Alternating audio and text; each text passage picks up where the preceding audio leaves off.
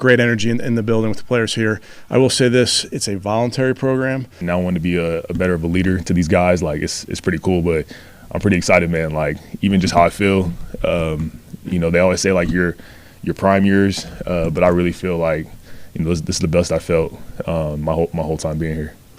Anytime you get new faces together, there's an energy that comes from that. And I'm talking players, coaches, and even guys that have been here and maybe do things a little bit differently. There's plenty of good that has been going on in this building. That is what stood out the most from head coach Kevin Stefanski and Bijan Robinson during this offseason media availability.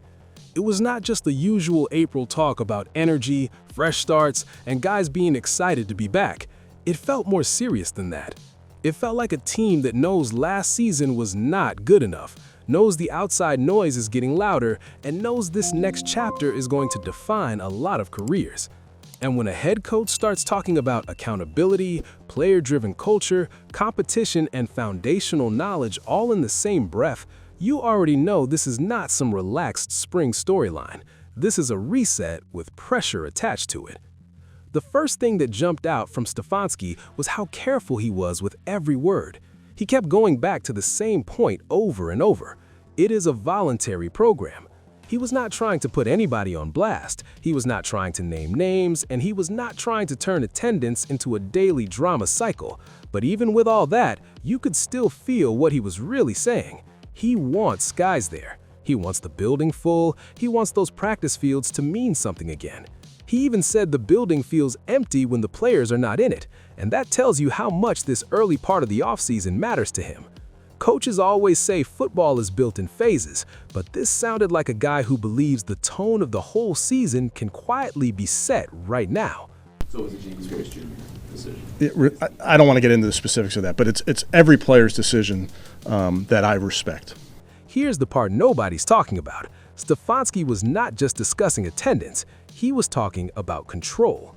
New staff, new energy, new expectations, and an early start that gives them more time than most teams. That is valuable.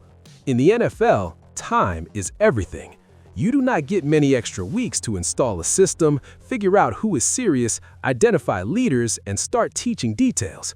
So when he says they're blessed to have those extra 2 weeks, that is not coach speak. That is a window. And teams that take advantage of those little windows are usually the ones that surprise people later in the year. Techniques of our fundamentals, foundational knowledge of our identity as an offense, as a defense, as special teams.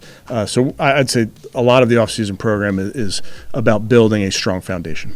What also made this interesting was how often Stefanski kept bringing the conversation back to culture without really wanting to use the word culture. He almost laughed at the word at one point because it gets thrown around so much, and honestly, he's right. Every struggling team says they're building culture. Every new staff says the same thing, but the way he explained it felt a little more grounded. For him, culture is not a slogan. It's about whether players are pushing each other, whether veterans are showing young guys the routine, whether teammates are actually enjoying coming to work together, and whether accountability comes from inside the locker room instead of always being forced from above. Where is Michael Jr. at this stage? Continuing his rehab, like I've told you guys throughout the offseason, he's been somebody that is attacking his rehab, which should come as no surprise to anybody. So he's right where he needs to be, but not so focused on timetables just yet. That matters because this is where young players usually make a mistake. They think being talented is enough to earn respect. It is not. Stefanski practically laid out the real formula right there. Watch the veterans. Watch when they arrive. Watch what they do after practice. Watch how they take care of their body, how they study, how they recover, how they carry themselves. That is the real playbook for survival in the league. And if you're a rookie walking into that room thinking you're just there to flash your athleticism, you are already behind. The young guys who last are usually the ones who realize the NFL is about habits way before it's about highlights.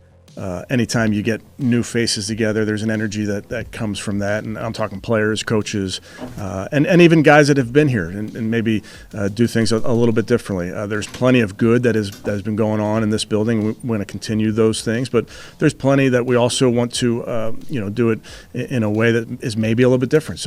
And then there was the competition angle. Stefanski was not about to name any starters. He shut that down quickly, which was expected. But what made it interesting was how he talked about evaluation. He basically said players are always being evaluated in everything they do, how they walk to the practice field, how they interact with teammates, how they show up in the classroom, how they show up in meetings.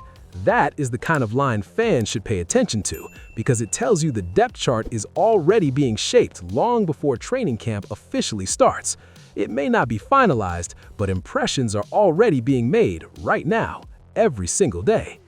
In all aspects of my game, my leadership, my faith, everything, like just who I am as a person. Like I'm just trying to be a lot better than I was the year before, even when it comes to my goals on the field, off the field. Like last year was cool, a cool year, but I think this year, like I want to be even better in all aspects of that. So.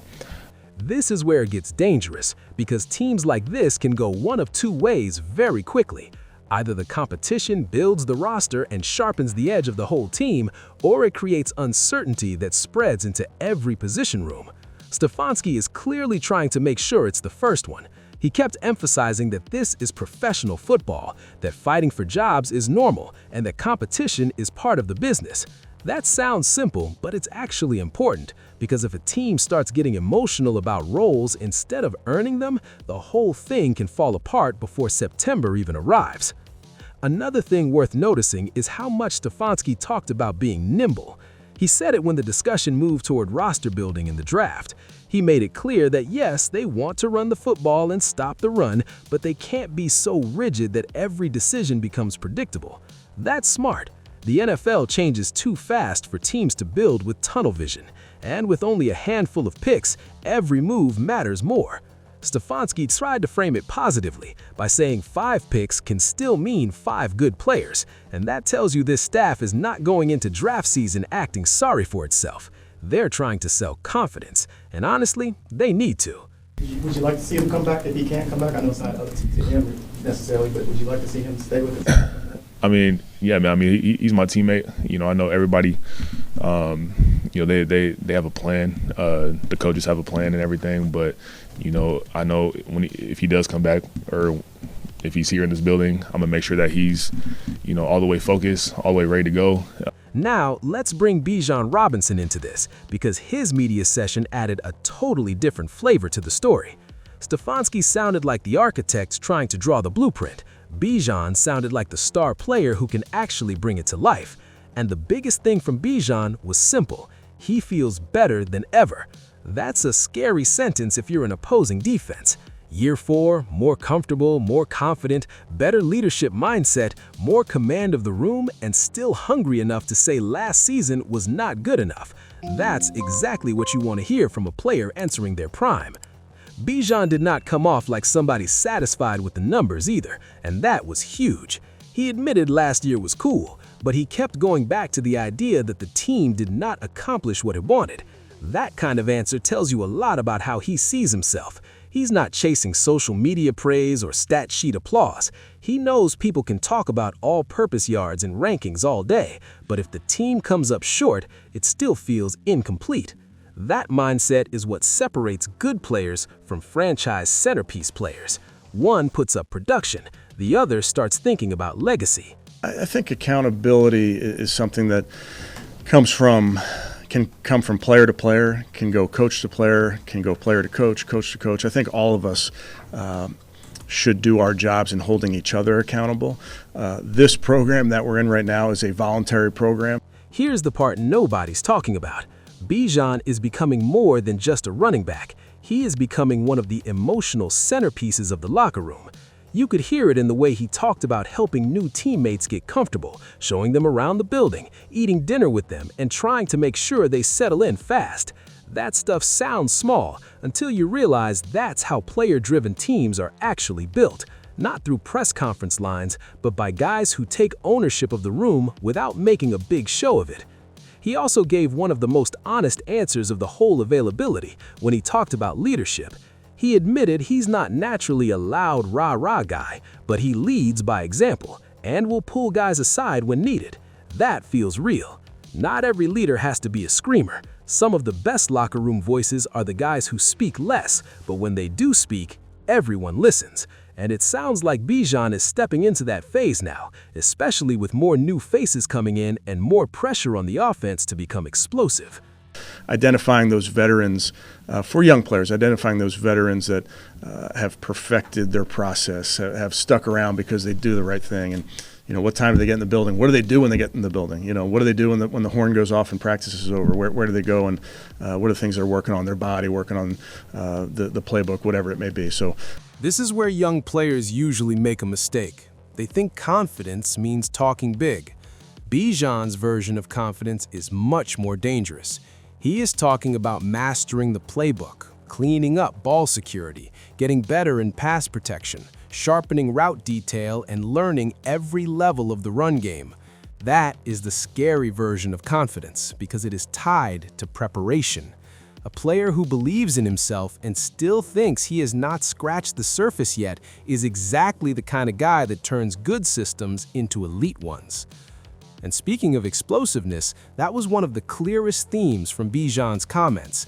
He said the coaches have already been preaching that word, and he made it sound like the plan is to get him into space as much as possible.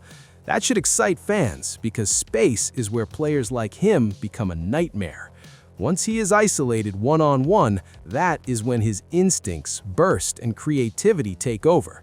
And if this staff really means what it is saying about building an explosive offense, then Bijan is obviously going to be at the center of that vision. I think they're nice.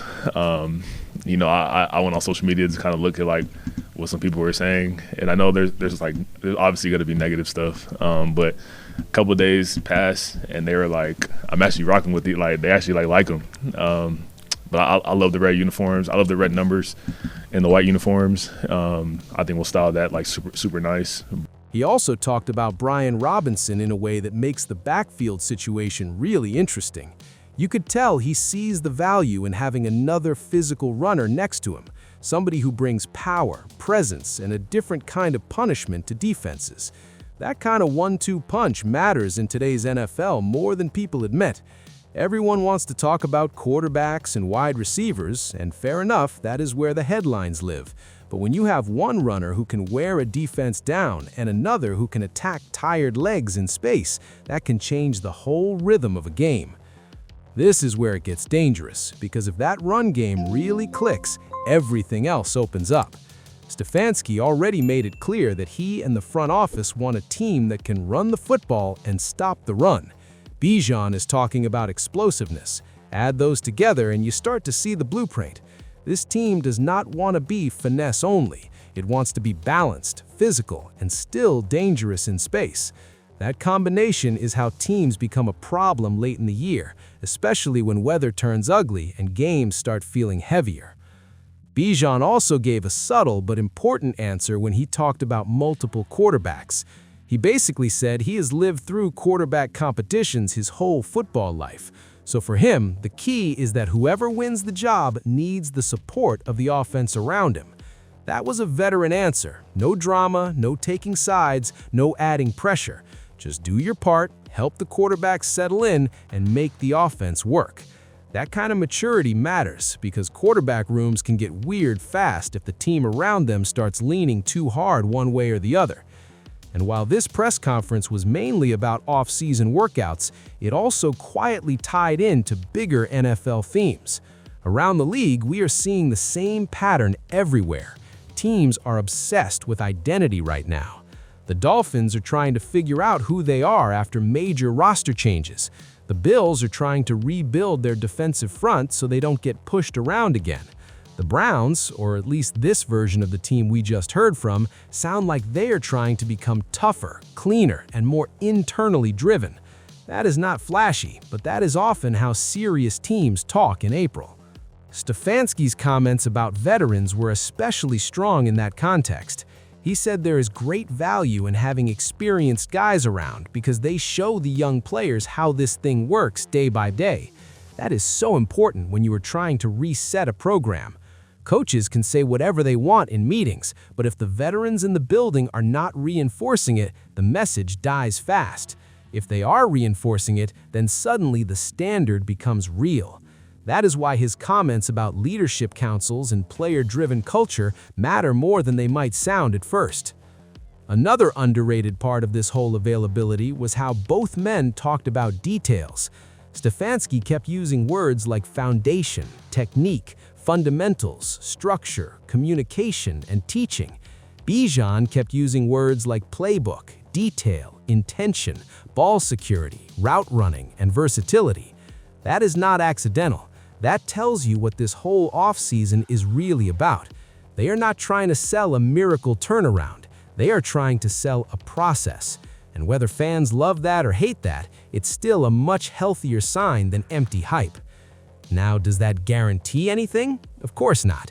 This league is brutal. Every team talks about fresh starts in the spring. Every team thinks the energy feels different.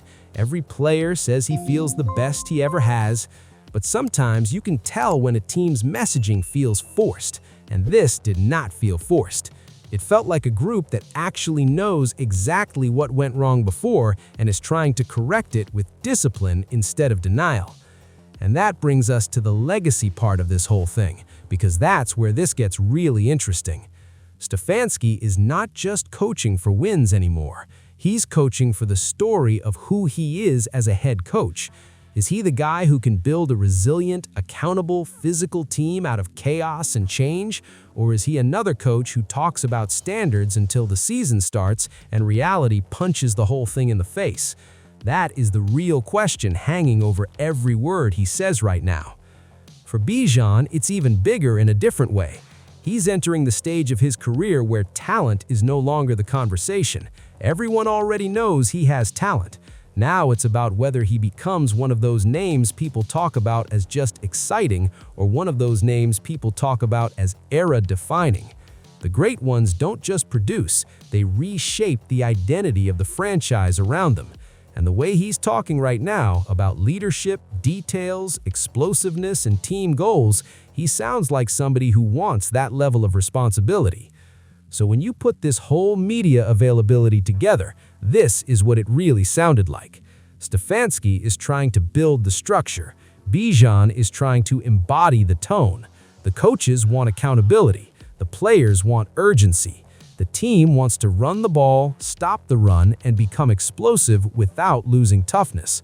That's the pitch. That's the challenge. And now the only thing left is proving that all this April discipline can survive real NFL pressure. Because at the end of the day, nobody's going to care how good the energy felt in the building if the results don't follow. Nobody's going to remember the word accountability if the team folds when adversity hits. Nobody's going to celebrate a clean off-season program if it turns into the same old story in the fall. That is why this matters. Not because press conferences win games, but because sometimes they reveal exactly what a team knows it has to fix. And if I'm being honest, that is what made this whole thing compelling. It didn't sound like a comfortable team. It sounded like a team that knows comfort got them nowhere. It sounded like a head coach who knows his program has to feel different. It sounded like a star player who knows his best individual season still means nothing if the group falls short.